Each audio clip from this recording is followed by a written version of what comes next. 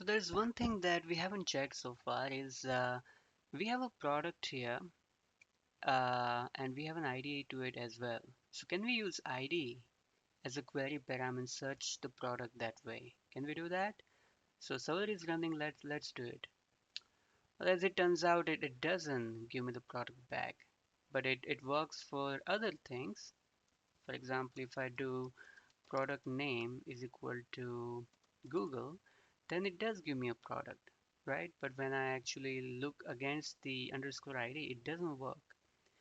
And in fact, if you are able to get it to work, then we can pretty much have an endpoint where we can also, instead of passing ID as like this, we can actually just pass it as a query param and get the product, right? So let's get it to work, okay? And so let's get back to VS Code. So the reason why it is not working is because the ID being passed here is a string, and the ID that we have as part of that product struct is an object ID, right? So we have to do that conversion. So let's do that. So first of all, we only want to find against an ID if it has been provided in the query param, right? So query params are being used, received in queue, and then they are sent to filter, which is a map. All right. So we first want to check if filter has this ID, okay, and if it is not empty, then we want to do that. All right. Now, what is it that we want to do? So, well, in that case, we want to convert this value to an object ID, right? So there's a method primitive object from hags, okay, and here we will pass it the string, okay. So our string is going to be ID, but remember this filter is actually a map, and the map has the key as string, and the value is an empty interface, so we sort of have to convert it to string here, right? This returns a doc ID, returns an error as well, okay. And if error is not equal to nil, then we return products and error. All right. And as it turns out, I think I'm missing that thing here as well. So when there is an error, we need to return the execution, right? So I'll just add it here as well, products. Okay. And if this is fine, then what we want to do is we want to assign filter ID to doc ID, right? And let me save this, and no errors so far, right? So now when I do this, so what I'm going to do is if slash ID is equal to this, then do I get the product back? And as it turns out, I do, right? So it's working. So that was a little thing that I wanted to add. And by the way, this ID here, this is supposed to be checked against being a nil value as opposed to be an empty string, because this interface here is an empty interface and zero value for it would be nil and not empty string. Okay, so that was just one small change, and let me get back to Insomnia and show you that if you hit get products, that also works. If you hadn't done that, the get products would have failed, saying that can't convert interface nil to string. Okay, so that was just that. Now let's just add our put endpoint. Okay, so let's get back to our main file. So in the main file, now I'm going to add another endpoint, put, and this is going to be against products, right? But this time it's gonna be against a specific product. So we are modifying an existing product, okay? And we are going to call it update products as in singular, because we are just updating a single product, and because it will also accept some payload, we are going to add our body limit middleware as well. Okay. I'm not going to save this now because if I do anyway, so it's gonna fail saying that this update product hasn't been added, right? So let's just do that. So back to products.go, and right here above get products, going to add another handler, which is going to be, yeah, which is going to be product handler. So by the way, this here is supposed to be pointer receiver, and I guess create products here is also pointer receiver. Yeah, so this was a mistake, I think, but that's okay. We fixed it now. So update. So I think we might have to come back here and fix this one as well, because this has to be a pointer then. Let's see how it works. We'll find out, but I think it should just work fine. Product C equal context. Speaking and typing at the same time can be really problem sometimes. So I want to return eventually status okay here, because the product has been created or updated, but I think for update I'll go with status okay. And just for now, let me just uh, print the message updated, because I want to check this pointer stuff if it works fine or not. Okay, so it's building and it works fine, and when I do this it just responds fine, so that's good. Let me provide a comment for this method here, so it's going to be updates up product. Okay, now actually there seems to be a bug or kind of a missing feature in Echo framework, that I'm not able to get my current product to work with put method, and I'm going to show you why that is the case. Well, eventually I'll tell you what the problem is. Eventually, as part of the update product, we want to return an updated product, right? Okay, so it's going to be an updated product. Okay, so go away. Yeah, so let me just define a product that I will return. All right, and this product is also the one we are receiving. So we are receiving a product as well, right? We are receiving the payload as well, first of all. So the payload that we are receiving, we need to bind it to some product. And the payload that we will receive will also be of type product, okay? So let me do something. Let me, because I need to decode it to a particular variable here, product, I'll need to actually read that. So just like what we did here with the bind, right? We will also do the binding here against the product pointer. So it will actually read the request body and decode it into products. And this is supposed to return error, right? So if I do error is not equal to nil, at this point I just want to print error f unable to bind. Okay, and it's just okay.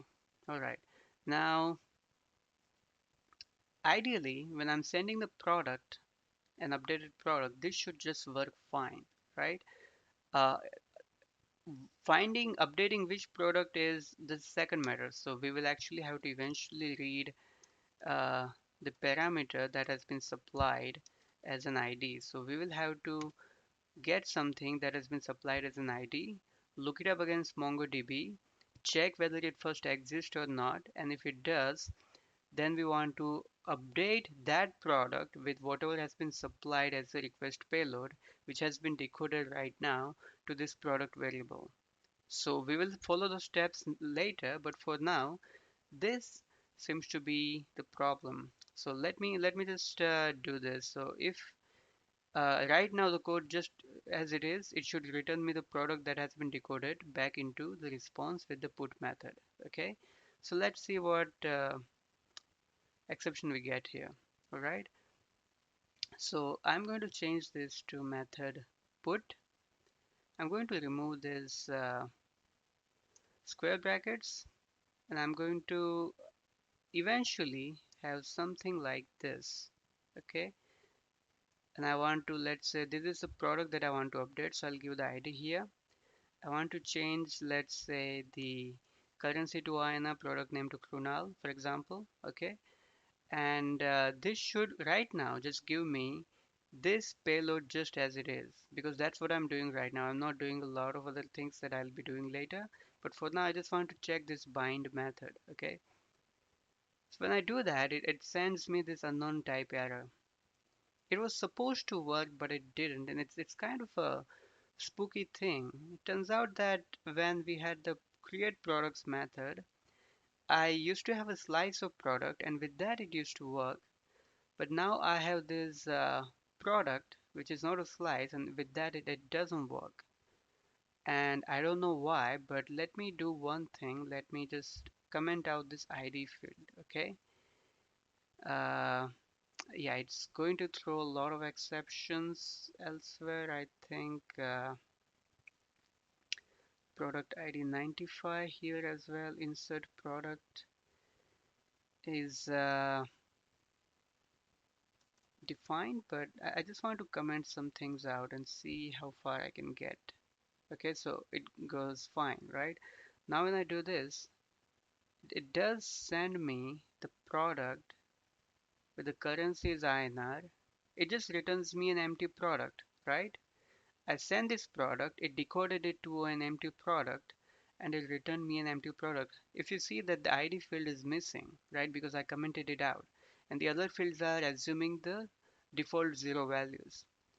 So the problem somehow seems to be with that ID field, and that's because the ID is not just another string or something, it is of a specific type, right? It's an object ID. And the reason why this doesn't work is, let's check the bind method that the framework has. Okay, so this bind method is part of an interface. Okay, so you can see that it's an interface here. Sorry for the scrolling, but I think this part is not that important, but I just want to show you where the problem is, in fact. Okay, so I'm trying to find the concrete implementation of the bind method. Okay, so I think it's gonna take a while. Yeah, so this is the bind method. Okay, it actually calls the bind method of the binder. Now what is this binder? Binder is another struct here, and it is of type binder. Let me go to this binder, and binder is an interface. It has this method bind.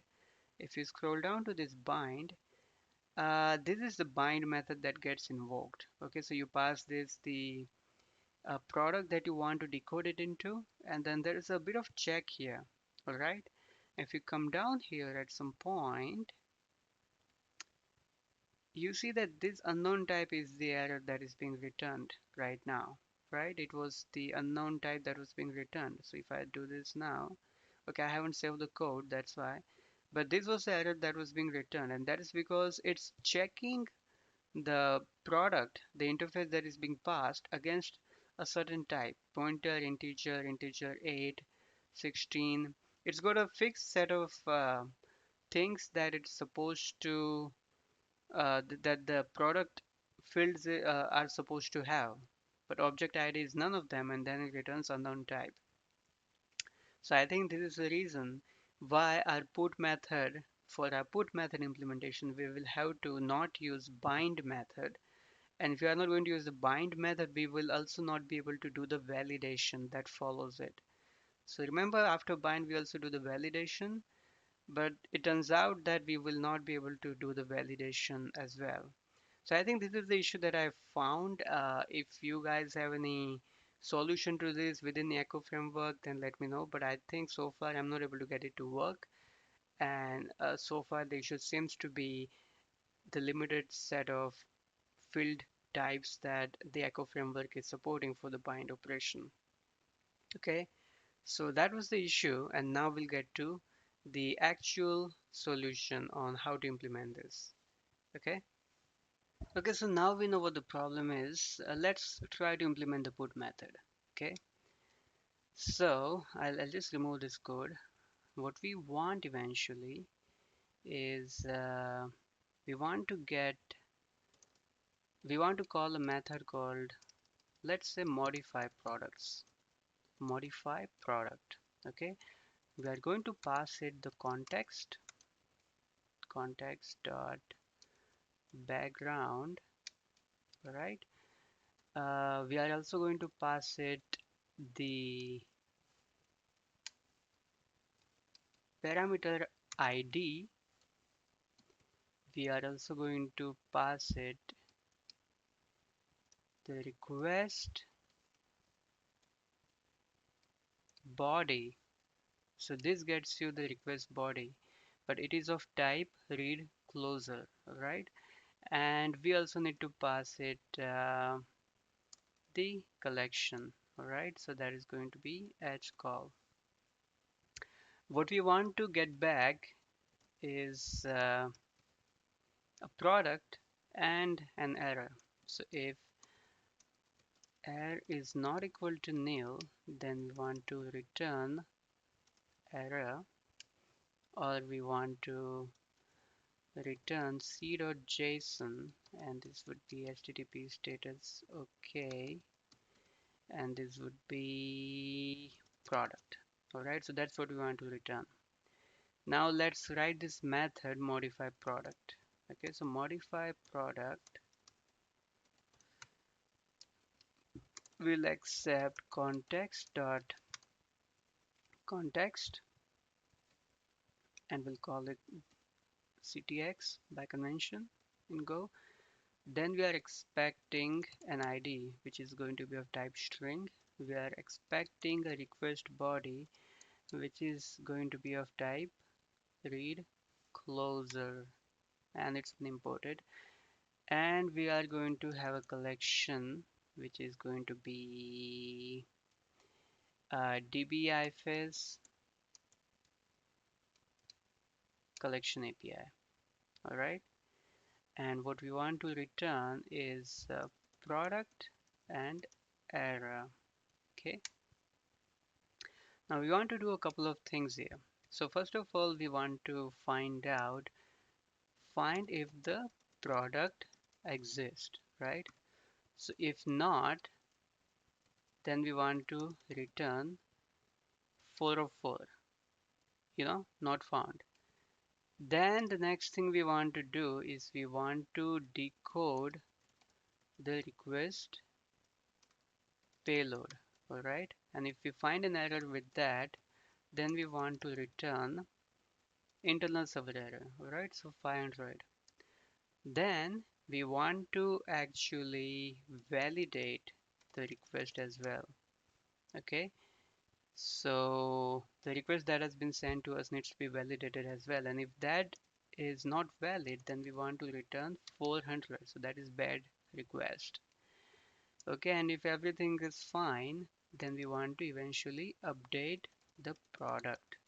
Okay, and if there is an error there, then we also want to return 500. Okay, and eventually we want to return the product. So first of all, we have got two methods that we want to implement as well, okay, against MongoDB. So far we have how many? Find and insert one, but we're gonna be needing another one called find one, because we want to find just one particular product.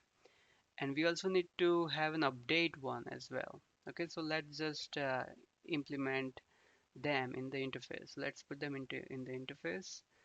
So I'm doing this just to get the signature, all right? So I want find one, and that is here. Copy it, paste it here, all right? And this is going to be Mongo result. Similarly, now I want to find the signature for update one. All right, so update one is here. Copy and paste. And this will also need to be updated to Mongo.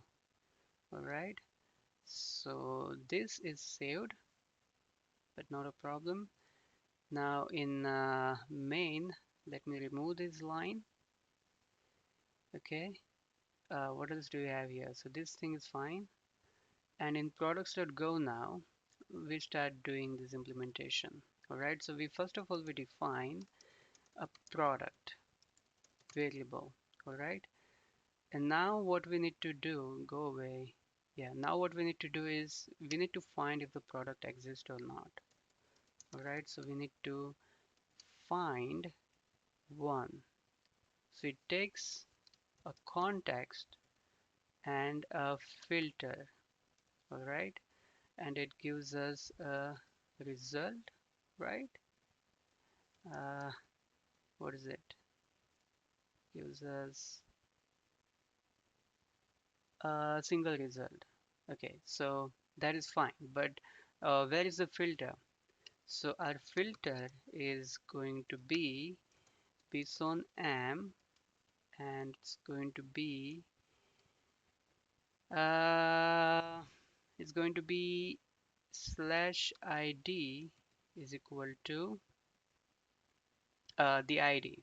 Okay, so we have the id here in string, but we don't want the one in string. We want the one that is in uh, object id. All right, so for that we need again primitive object id from hex, and we'll give it the id. We get doc id and we get error, and if there's an error here, okay, so we've written an error. So this was going to be 500 error code, but right now I'm not doing error handling. We'll do it in a separate session. Right now we just want to get this thing working. All right, and we get the doc id, so I'm just going to put it here. All right, and we have the filter right now, and then we find the product. Okay, so we find the product. Okay, and so this result here is what? It's got decode, right? So we want to use what is this error method? Seen by the change stream or nil if no return. Okay, so so what we want to do right now is we want to decode this, right? So we want to decode this into slash product. And what was the error code for this? Okay, well, the signature is returns an error, and if error is not equal to, I think I can put this in just a single line, right? So if this, and if error is not equal to 0, then we want to return an error as well. Okay, uh, at this point then we should have the product inflated with all the values, right? It's got all the right values that we need,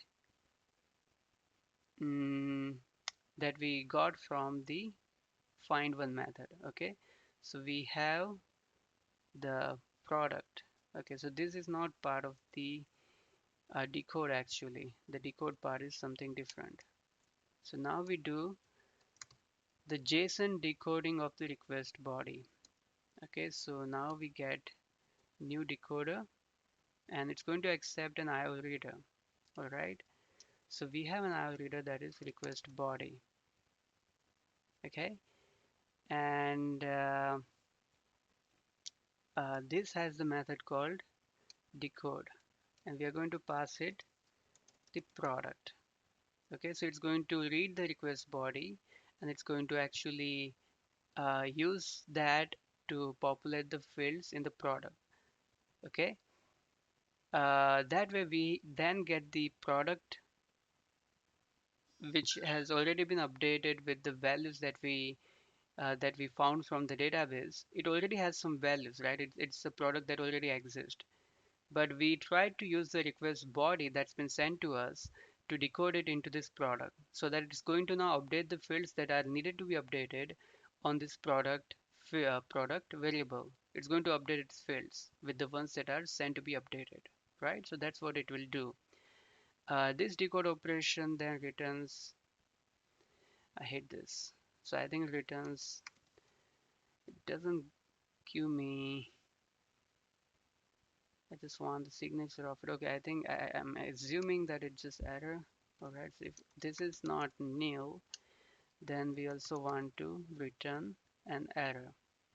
Okay, I think everywhere we want to just do product and error,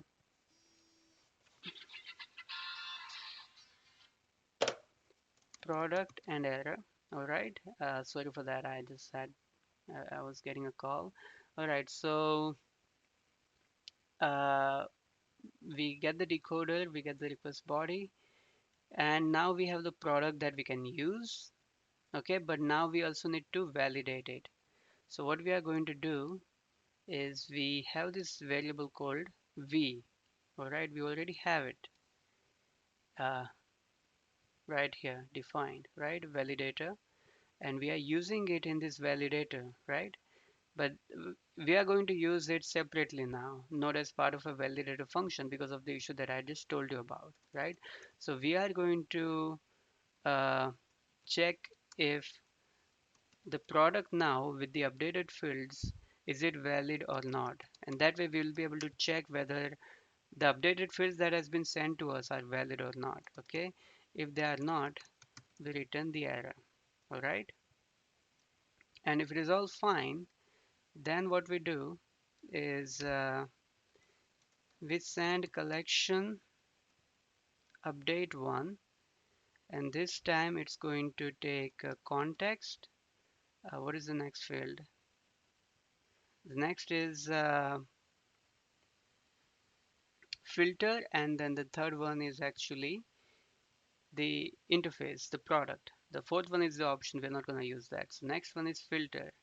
So bson m is going to be our filter, and we're going to set it to product. Okay, and update product, update interface, and then we have this filter. Okay, and all right, I think it seems okay. If there's an issue, we're gonna find it out. And it returns an update result. I don't need this result actually because it's just going to give me the ID, and I don't need the ID. I need actually the product to be returned to the user, right? So if error is not equal to nil, we're going to return product and error here. And then we actually want to return the product. So at this point, the product has been updated with the values that has been sent as part of the request payload. So I'm going to then return the product. But do I have the product that has been updated already? Well, I have, I need to find I need to get the updated product, right? So the right way of doing that is finding the product. So we have this find method, right? For the get method, we are using that against it. So we are going to use it. Okay, and this time we are just going to use it for now. Q values is our query params, right? Query params. What is the next argument? It is a collection. So we have the collection, and we, okay, it returns us the list of products. All right, I think we don't, okay, I think we can't use that. So we will actually just return the product here. Okay, and we will return nil because this was a product that we were updating, right? And I hope this is compiling just fine. but it's not. I think there's what is the problem here? No new variable, so that is fine. That's doable. What else? Doc ID, undefined ID. Okay, so I think I have to put this in the brackets. All right. I can go back to Insomnia now, and I'm going to update this product because I have this product ID, and this should give me the result now. Let's see. It returns with an error, and I think I'll have to find out why it's not working. Just give me a few minutes and I'll find out. Okay, so I think the issue was here. In update 1, the first one is supposed to be the context, the second argument is supposed to be filter, and the third argument is going to be the update operation. Okay, so this is our update operation, right? We are setting a product to something. Okay, so this would move out of this and go to the third argument. What we are setting is something we'll have to filter, and we already have a filter here, right? We have one filter that is using the underscore ID to whatever ID we fetched from the parameter. Okay, so we're just gonna put the filter here. Okay, now let's save and hopefully it should work. It does. Let's get back to Insomnia and we get the updated product, right? So we got the price, INR, we got the name of the product and ID as well. So all is being fetched. Okay. If you would want to check in the MongoDB compass, so for example, I think we should have this product here, right? So it's got INR and so it's been updated, right? Now the amazing thing here with this particular approach is that you can update any number of arguments. Okay, the thing is, so let's say I just want to update one argument, not all of them. So for example, in this case, I was just updating these two arguments, right? And I had to supply the other values as well. And that is usually what you do in put. But if you want to update one single attributes, okay, one single field, then you would actually consider that as part of a patch operation. But what we have here actually seems to work with anything. So let me do this. Okay, let me just change the price again to 4400. Okay, and this comma would go away. Now if I do this and do update, mm, sorry, I think then there is an issue.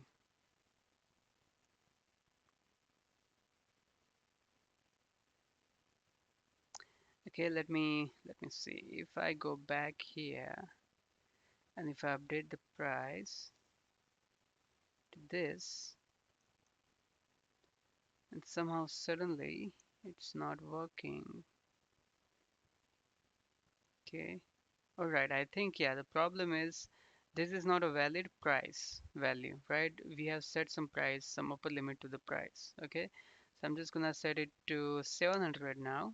Again, let me remove this because we are failing the validation and we are not able to find that out because we don't have the logging.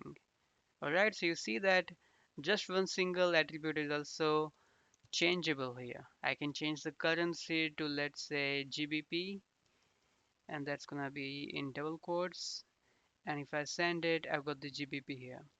So this particular method now is as good as patch as well. It's updating individual fields as well as a list of fields. So that's awesome.